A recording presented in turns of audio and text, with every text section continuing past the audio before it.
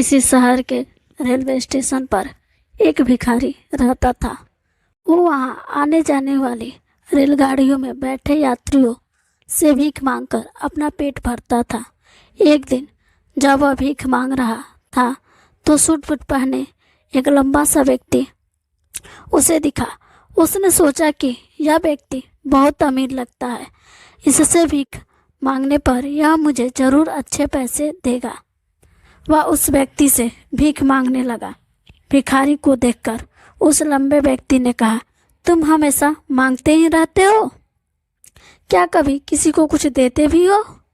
भिखारी बोला, साहब मैं तो भिखारी हूँ, हमेशा लोगों से मांगता ही रहता हूँ। मेरी इतनी औकात कहाँ कि किसी को कुछ दे सकूं। लंबा व्यक्ति बोला, जब किसी को कुछ दे नहीं सकते तो तुम्हें मांगने का भी कोई हक नहीं है। मैं एक व्यापारी हूँ और लेन देन में ही विश्वास करता हूँ। अगर तुम्हारे पास मुझे कुछ देने को हो तभी मैं तुम्हें बदले में कुछ दे सकता हूँ। इतना कहने के बाद वह लंबा आदमी ट्रेन में बैठकर चला गया। इधर भिखारी उसकी कही गई बात के बारे में सोचने लगा। उस लंबे व्यक्ति के द्वारा कही गई बात उस भिखारी के दिल में उतर गई। वह सोचने लगा कि शायद मुझे भीख में अधिक पैसा इसलिए नहीं मिलता क्योंकि मैं उसके बदले में किसी को कुछ दे नहीं पाता हूँ। लेकिन मैं तो भिखारी किसी को कुछ देने लायक भी नहीं हूँ।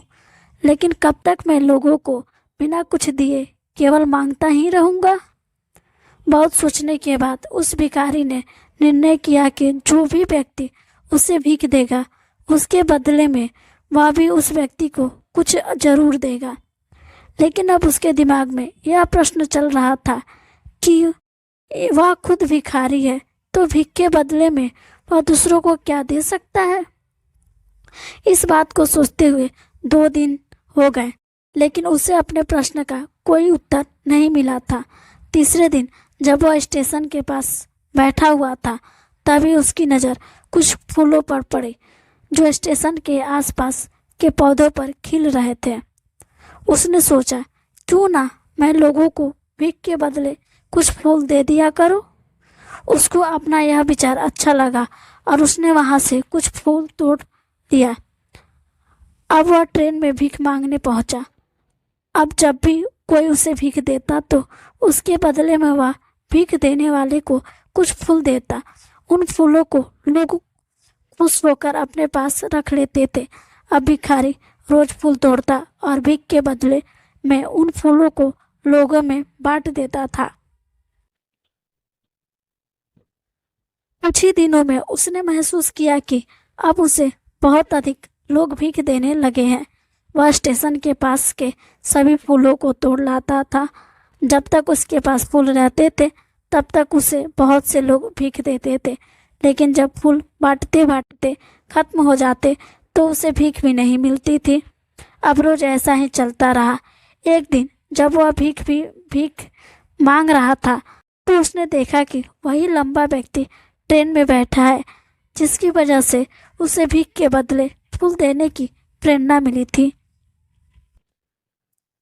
वह तुरंत उस व्यक्ति के पास पहुंच गया और भीख मांगते हुए बोला, आज मेरे पास आपको देने के लिए कुछ फूल है, आप मुझे भीख दीजिए तो बदले में मैं आपको कुछ फूल दूंगा। उस लंबे व्यक्ति ने उसे भीख के रूप में कुछ पैसे दे दिए और भिखारी ने कुछ फूल उसे दे दिए। उस लंबे व्यक्ति को यह बात बहुत पसंद आई। वह बोला, वाह क्या बात है, आज तुम भी मेरी तरह एक व्यापारी बन गए हो। इतना कहकर फूल लेकर वह लंबा व्यक्ति अपने स्टेशन पर उतर गया। लेकिन उस लंबे व्यक्ति द्वारा कही गई बात एक बार फिर से उस भिखारी के दिल में उतर गई। वह बार बार उस लंबे व्यक्ति के द्वारा कही गई बात के बारे में सोचने लगा और बहुत खुश होने लगा। उसकी आंखें अब चमकने लगी। उसे लगने लगा कि अब उसके हाथ सफलता की वह चाबी लग गई है जिसके द्वारा वह अपने जीवन को बदल सकता है। वह तुरंत ट्रेन से नीचे उतरा और उत्साहित होकर बहुत तेज आवाज में ऊपर आसमान की तरफ देखकर बोला, मैं भिखारी नहीं हूँ, मैं तो एक व्यापारी हूँ, मैं भी अमीर बन सकता हूँ। लोगों ने उसे देखा और सोचा कि शायद यह भिखारी पागल हो गया है, और अगले दिन से वह भिखारी उस स्टेशन पर फिर कभी नहीं दिखा। लेकिन 6 महीने बाद इस स्टेशन पर दो व्यक्ति सूट बूट पहने हुए यात्रा कर रहे थे। तो दोनों ने एक दूसरे को देखा, तो उनमें से एक ने दूसरे से हाथ मिलाया और कहा, क्या आपने मुझे पहचाना? दूसरा व्यक्ति बोला, नहीं, क्योंकि मेरे हिसाब से हम लोग पहली बार मिल रहे हैं। पहला व्यक्ति बोला, नहीं, आप याद कीजिए, हम पहली बार नहीं बल्कि तीसरी बार मिल रहे हैं। दूसरा व्यक्ति बोला, मुझे याद नहीं, वैसे हम पहले 2 बार कब मिले थे? अब पहला व्यक्ति मुस्कुराया और बोला, हम पहले भी 2 बार इसी ट्रेन पर मिले थे। मैं वही भिखारी हूँ जिसको आपने पहली मुलाकात में बताया था कि मुझे जीवन में क्या करना चाहिए, और दूसरी मुलाकात में बताया कि मैं वास्तव में कौन हूँ। दूसरा व्यक्ति मुस्कुराया और अचंभित होते हुए बोला, ओह, याद आया, तुम वही भिखारी हो जिसे मैं एक बार भीख देने से मना कर दिया था, और दूसरी बार मैंने तुमसे कुछ फूल खरीदे थे। लेकिन आज तुम यह सूट बूट में कहाँ जा रहे हो और आजकल क्या कर रहे हो? तब पहला व्यक्ति बोला, हाँ, मैं वही भिखारी हूँ, लेकिन आज मैं फूलों का एक बहुत बड़ा व्यापारी हूँ और इसी व्यापार के काम से ही दूसरे शहर जा रहा हूँ। कुछ देर रुकने के बाद फिर वह बोला, आपने मुझे पहले मुलाकात में प्रकृति का वह नियम बताया था जिसके अनुसार हमें तभी कुछ मिलता है जब हम कुछ देते हैं। लेन देन का यह नियम वास्तव में काम करता है। मैंने यह बहुत अच्छी तरह महसूस किया है, लेकिन मैं खुद को हमेशा भिखारी ही समझता रहा।